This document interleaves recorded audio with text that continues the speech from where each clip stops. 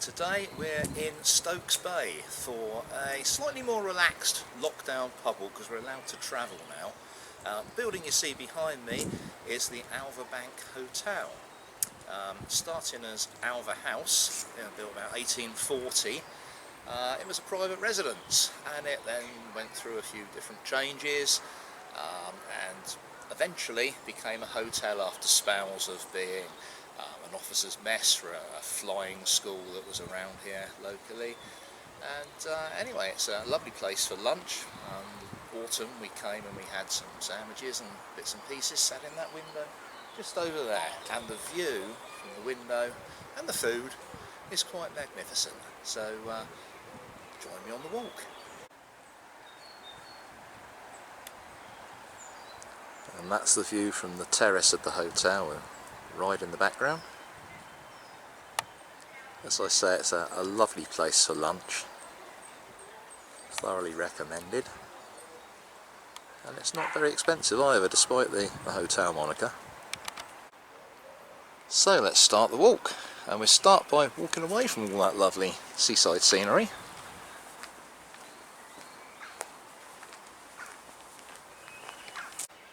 Now this, as you can see, is Stanley Park. And one of the things to actually visit while you're at Stanley Park is the Charles Osborne Gardens. It's a walled garden. Totally free, just wander in and have a looky. How gorgeous is this?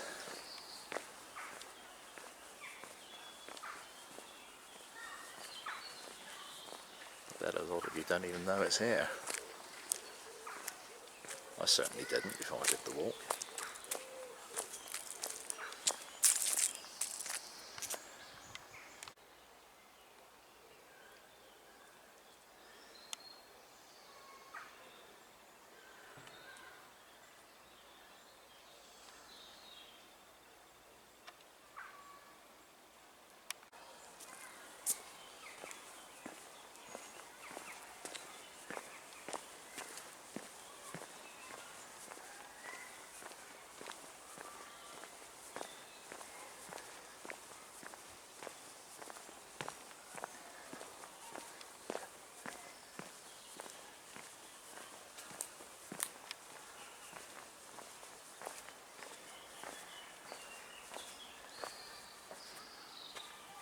There you go, Gosport's hidden treasure.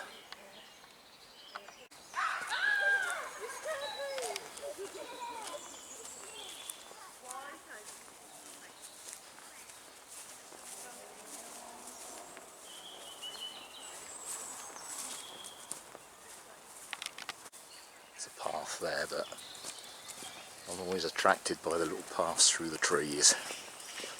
Got to get my fix of woods. And you can skirt along through this woodland instead of through the park, but the park is so lovely, then, you know, why not go down there? But there's the woods. Let's follow on down the path.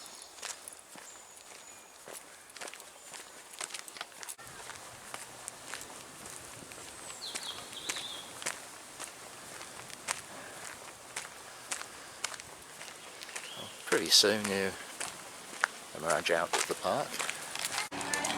And so we come out of Stanley Park and we come out right alongside Bay House School.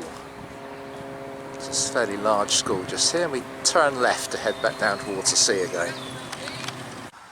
Well, I've never been in the Seahorse, so I can't vouch for what it's like, but it's another potential starting point.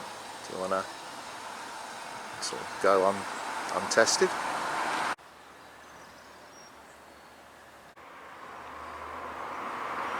Well, that's quite grand as schools go, isn't it? So, I don't know any details about it whatsoever. Obviously a private residence at one point, I'd have thought.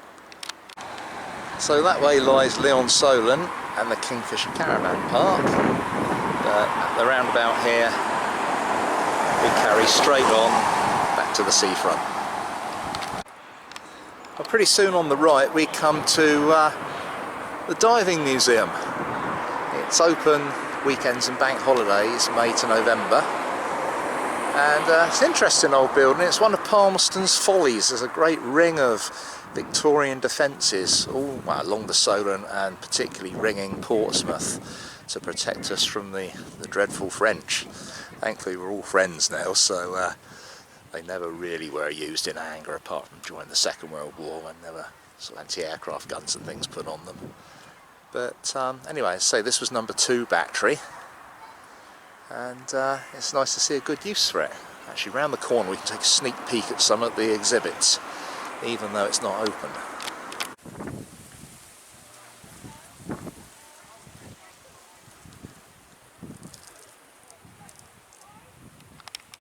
I'm tempted to dub some James Bond music over this because it looks very James Bondy, doesn't it?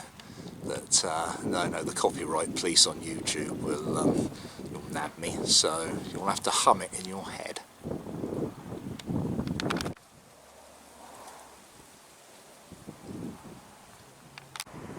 Now that's a wet diving bow, and you could stand on that platform as a diver and be lowered down 50 metres. That'd be pretty scary, I think.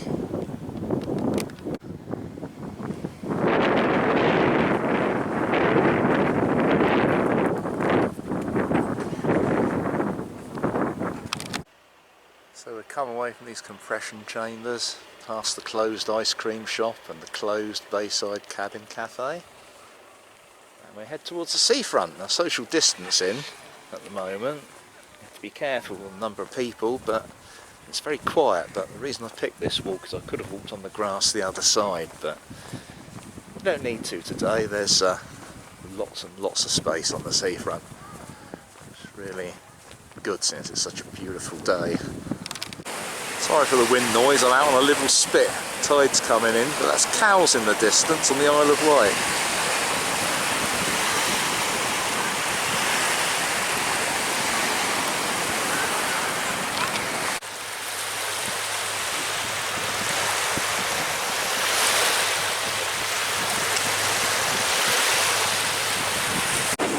And there's Ryde directly opposite. This is the spire of St John's Church. But we're going this way, down to Fort Gilkicker on that headland over there. Come out of the car park, and we turn right, onto the prom.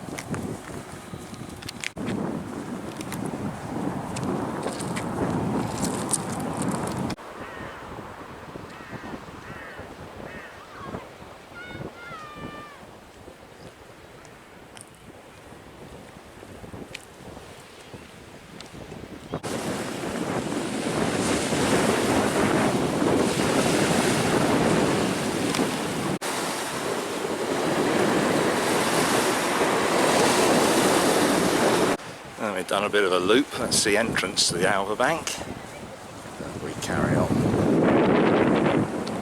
There's some nice views to be had from some of those houses over the way there.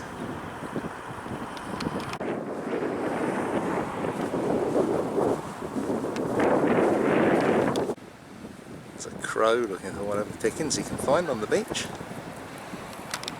And that's the Victoria of Wight ferry in the distance going into Fishbourne on the island. It's just one of the sad things about lockdown. Kids' play parks all closed, empty. They should be buzzing with kids, but of course they can't.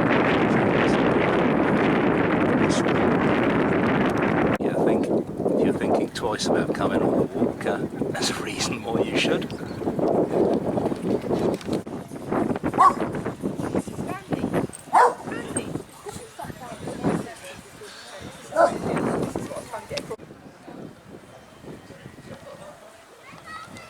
Well, this building you can see behind over here, that's Stokes Bay Sailing Club, but during D-Day that was the Admiralty Control Centre. A bit further to the back and this bit at the top. And they would control all the tanks and vehicles that were essential to D-Day, which were being loaded onto ships to go over to Normandy. Basically there were tanks, lorries, jeeps, that sort of thing, and it was mainly Canadian and British troops that left from Stokes Bay here. So just more of the history, and we'll be able to find some more kind of artefacts of D-Day as we go on. Well, they're enjoying the isolation of the boat park.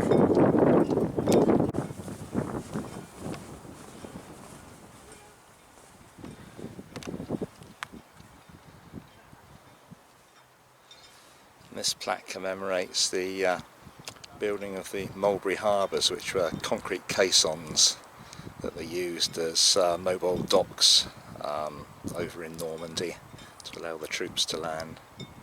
Again, it was they were put together here and towed across. And here's a board explaining how the caissons, codenamed Phoenix, were put together and loaded down onto the ships. And that's why you see all this concrete here. It always amazes me the amount of concrete that went down in the wall of the airfields in the New Forest. And this is the boat shed for the gaffers. That's Gosport and Fareham Inshore Rescue. They're not part of the RNLI, they're a charity, but they do cracking work in the summer. I'm on the harbour patrol in Portsmouth, and we see them in action sometimes along with the RNLI boys. But as I say, they're not RNLI, so if you get a chance to donate, then donate a bit of money towards them.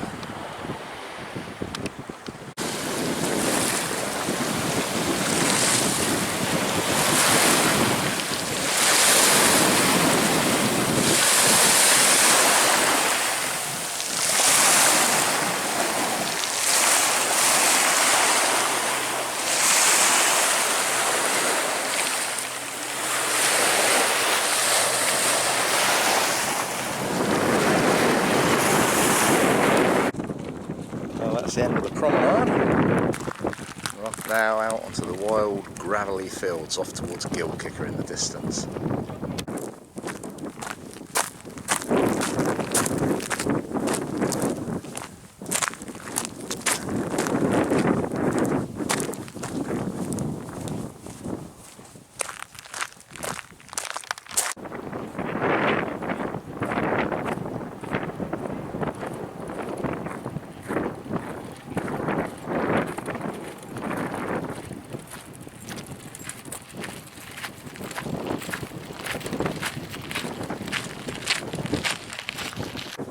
Bits of tarmac, probably the access road up to.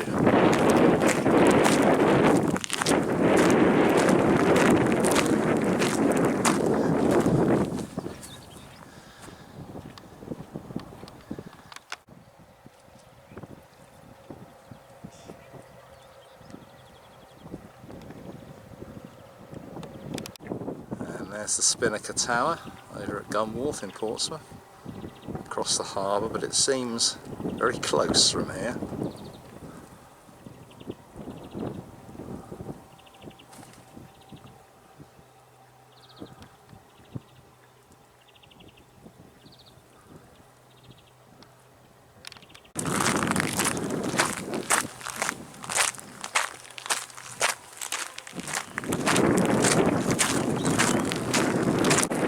So make it easy going on with this electric motor.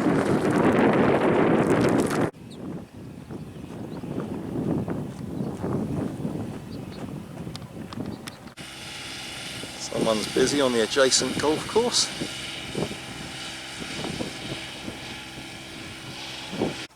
Well, they would have needed those chimneys there. I bet it was perishingly cold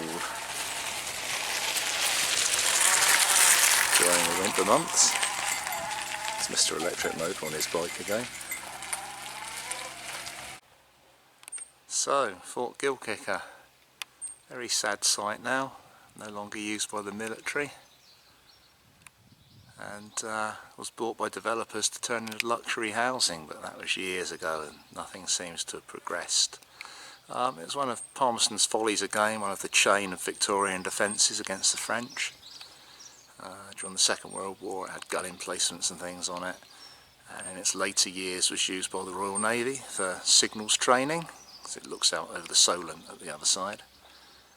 But since then it's been run down and run down and run down, and as I say, the developers haven't made good on making it into luxury homes, so now sadly it's falling apart and fenced off.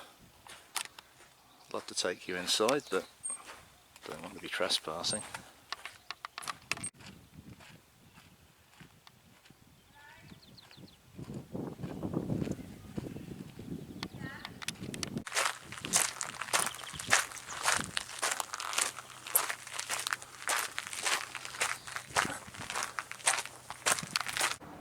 Oh, there's Portsmouth.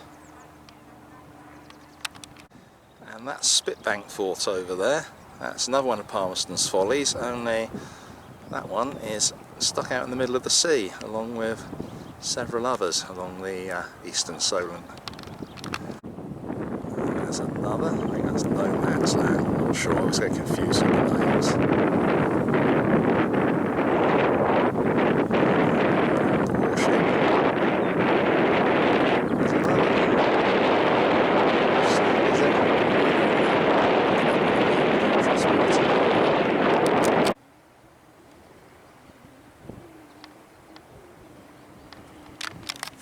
There's a very old transit post used by sailors, long since disused now I should think, and used to line that up with another transit behind it, and if you can see just over the fence you can see the top of another one in the background possibly, so they would line those two up and that would be the safe channel through the shallows to come up to Fort Gilkicker.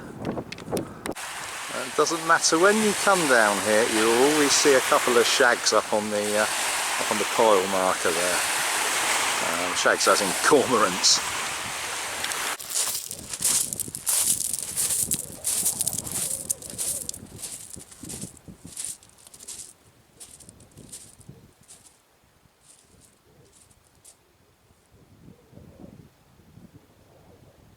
Well, that looks like Carol Grove's husband's boat out for a bit of fishing. I shouldn't be surprised if it wasn't.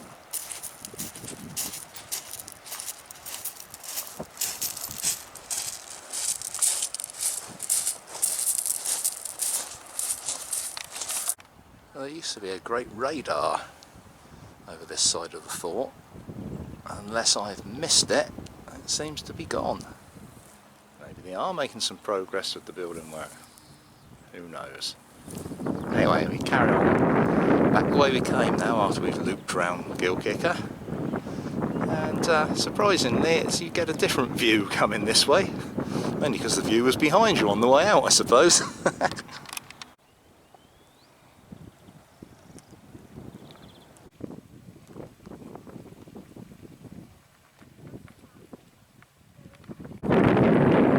Mysterious things shackled from probably D-Day and World War II or something.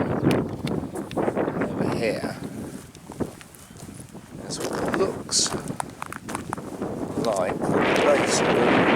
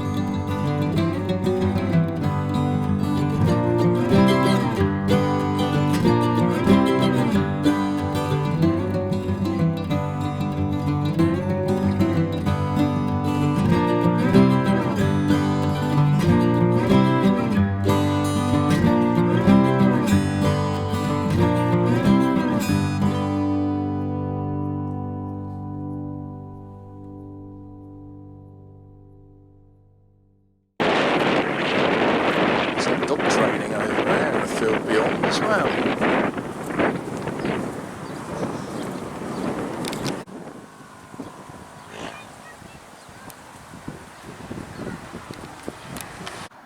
If you're thirsty, look what I found. It says hot water, but I'm sure it's not.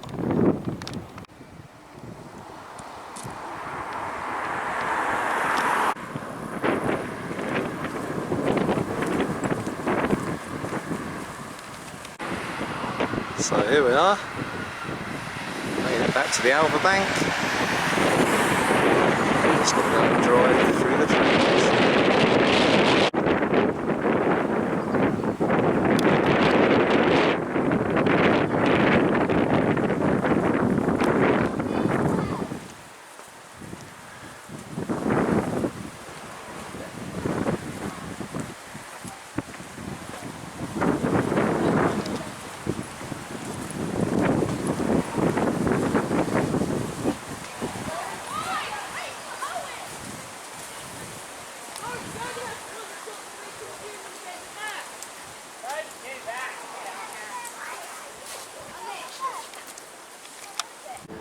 Well, that's the end of the walk. We're back at the Alva Bank Hotel, and it's about 4 miles in total. Quite easy flat walking, but if you fancy a small one, if you're quite elderly and fancy just a quick toddle, then the first half through the park and down to the diving museum, and then back in on your way up the beach, that would be a tiny little walk for you, just to have a nice stroll. I hope you enjoyed it, and I'll see you on the next one.